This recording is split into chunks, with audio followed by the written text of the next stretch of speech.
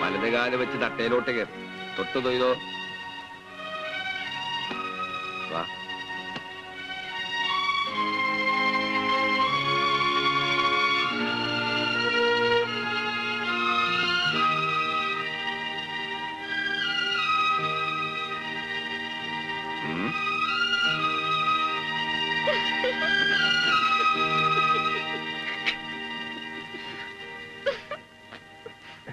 തുടങ്ങി കേട്ടാ, ഇന്നലത്തെ മാതിരി ഞാൻ ഇട്ടേക്ക് പോ. നീ ആ സ്ക്രിപ്റ്റ് അങ്ങാട്ടെടുത്ത് ഒന്നാമത്തെ രംഗം തൊട്ട് വായിക്കും. അല്ലെങ്കിൽ വേണ്ട, ഞാൻ പറയാം. നീ കളിക്കാൻ പോണ ഈ നാടകമുണ്ടല്ല, ഇത് കൊല്ലങ്ങൾക്ക് മുമ്പുള്ളൊരു കഥയാണ്. ഒരടിമ, അടിമയെ സ്നേഹിച്ച ഒരു രാജകുമാരി, പിന്നെ രാജാവ്. ഇവരാണ് പ്രധാന കഥാപാത്രങ്ങൾ. അടിമയെന്ന് പറഞ്ഞാൽ നല്ല മെയ്ക്കരുത്തുള്ള, നല്ലോണം പണിയെടുക്കുന്ന ഒത്ത ഒരുത്തൻ. അവനെ കണ്ട് രാജകുമാരിക്ക് അവനോട് സ്നേഹം തോന്നി. അവൾ അവനോട് പ്രേമാഭ്യർത്ഥന നടത്തി. അവൻ പറഞ്ഞു, ഞാൻ വെറും ഒരു അടിമ, നീയോ രാജകുമാരി, നിന്നെ മോഹിക്കാനുള്ള അർഹത എനിക്കില്ല. അവൾ പിന്തിരിയാൻ തയ്യാറായില്ല. ആരെതിർത്താലും ഈ ജന്മത്ത് തനിക്കൊരു കാമുകനുണ്ടെങ്കിൽ, ഒരു പുരുഷനുണ്ടെങ്കിൽ അതവനായിരിക്കും എന്നവൾ ശഠിച്ചു പറഞ്ഞു. നേരുള്ള പെണ്ണാണ് കേട്ടാ അവള്. പക്ഷേ ഈ വിവരം രാജാവ് അറിഞ്ഞു.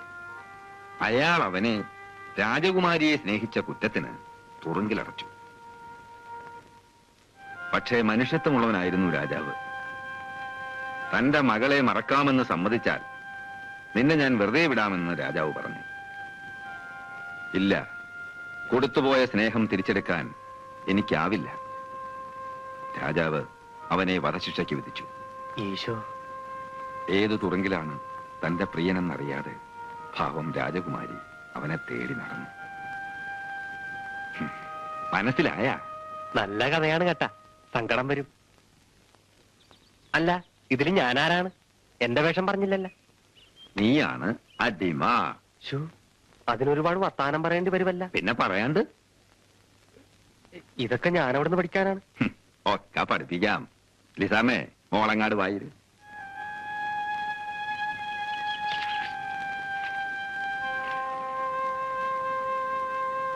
ഗിലയാദ് മലഞ്ചെരുവിലേക്ക് കോലാട്ടിൻ പറ്റങ്ങളെ ഇറക്കി വിട്ടു വന്ന അടിമക്കൂട്ടത്തിൽ അവനൊരു സൂര്യനെ പോലെ ഉദിച്ചു നിന്നു. അവനിൽ നിന്ന് ദൃഷ്ടി തിരിക്കാനാവാതെ അവൾ തരിച്ചു നിന്നുപോയി. അവന്റെ വിരിഞ്ഞ നെഞ്ച്, ബലിഷ്ഠമായ മാംസപേശികൾ, എണ്ണമയമാർന്ന മേനി.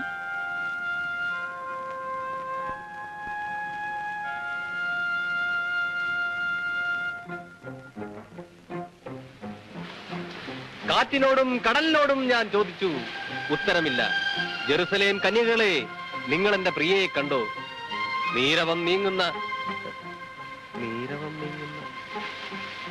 വെറും മേഘങ്ങളല്ല, നീലമേഘങ്ങളെ. നീ മുണ്ടാണ്ടിരിക്കണ, ഞാൻ തന്നെ ഓർത്ത് പറയട്ടെ. നീരവം നീങ്ങുന്ന നീലമേഘങ്ങളെ, നിങ്ങൾ എന്റെ ഹൃദയേശ്വരിയെ കണ്ടോ? ഏതൻ തോട്ടത്തിൽ വിരിഞ്ഞു സുഗന്ധം പരത്തുന്ന പൂങ്കുലകൾക്കിടയിൽ ഞാൻ നിന്നെ കാത്തിരിക്കുന്നു. തീർസാ നഗരം പോലെ മനോഹരിയായവളെ, വരിക വരിക വരിക.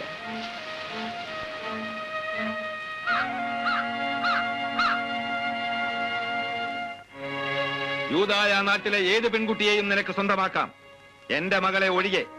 അവളെ മറക്കുക, മറക്കാൻ തയ്യാറാണെന്ന് ലോകത്തിന് മുമ്പിൽ തുറന്നു പറയുക. അതല്ല നിന്റെ ഭാവമെങ്കിൽ രാജനീതിയുടെ ഖഡ്ഗമേറ്റ് നിന്റെ ശിരസ് ഇവിടെ പിടഞ്ഞു വീഴും. കഷ്ടം, മറക്കാവെന്ന് പറഞ്ഞിരുന്നെങ്കിൽ ജീവനെങ്കിലും കിട്ടിയേനെ.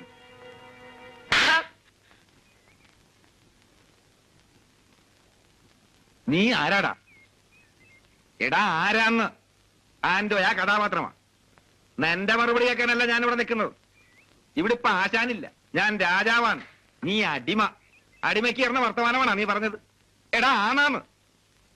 ഡാ കാവറെ, വേഷം കെടുത്തെ. ആ ഷട്ടങ്ങാട്ടൂര് തട്ടേല് നിൽക്കുമ്പോ അവനവനില്ല, കഥാപാത്രമേ ഉള്ളു.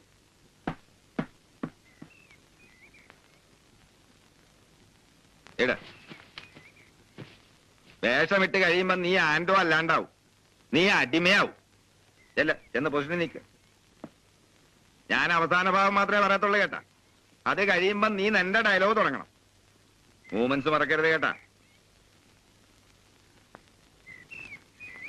രാജനീതിയുടെ ഖഡ്ഗത്തിനിരയായി നിന്റെ ശിരസ് ഇവിടെ പിടഞ്ഞു വീഴും.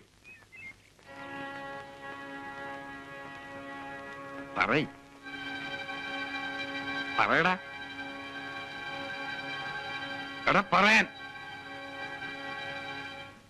ഇരുമ്പഴികളുടെ ബന്ധനം കൊണ്ടോ രാജകിങ്കരന്മാരുടെ വാൾമുനകൾ കൊണ്ടോ ഒന്നായി ചേർന്ന മനസ്സുകളെ പിരിക്കാനാവില്ല തിരുമനസ്സേ. രാജപ്രതാപങ്ങളുടെ ഗർഭിന് മുമ്പിൽ അടിയറവ് പറയാനുള്ളതല്ല ഞങ്ങളുടെ നിർമ്മല സ്നേഹം. 1000 സൂര്യചന്ദ്രന്മാർ ഒന്നിച്ചസ്തമിച്ചാലും ആത്മാവിന്റെ അവസാനത്തെ അണുവിലെങ്കിലും ജീവന്റെ ഒരു കണിക ബാക്കി നിൽക്കും വരെ എന്റെ നാവിൽ ഒന്നേ മന്ത്രിക്കൂ, ഞാൻ ഇവളെ സ്നേഹിക്കുന്നു, സ്നേഹിക്കുന്നു, സ്നേഹിക്കുന്നു.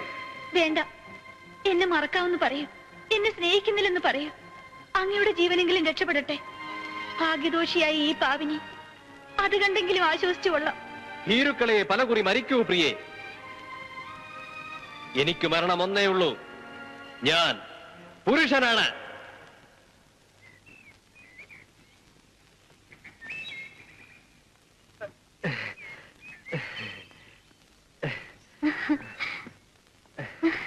പരവേശെടുക്കള്, കുറച്ച് വെള്ളം തരുവാ. നീ പെരുക്കി കളഞ്ഞല്ലടാ. ചാർലി ഇതിന്റെ 7 അയൽപക്കത്ത് വരികയല്ല. ആദ്യമായിട്ട് നാടൻ കളിക്കാണെന്ന് പറയേയില്ല, അസലായി.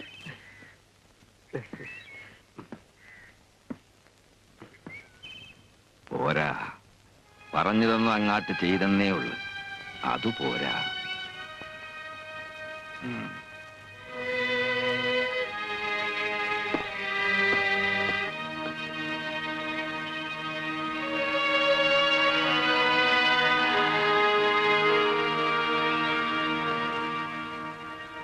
പോരല്ലേ?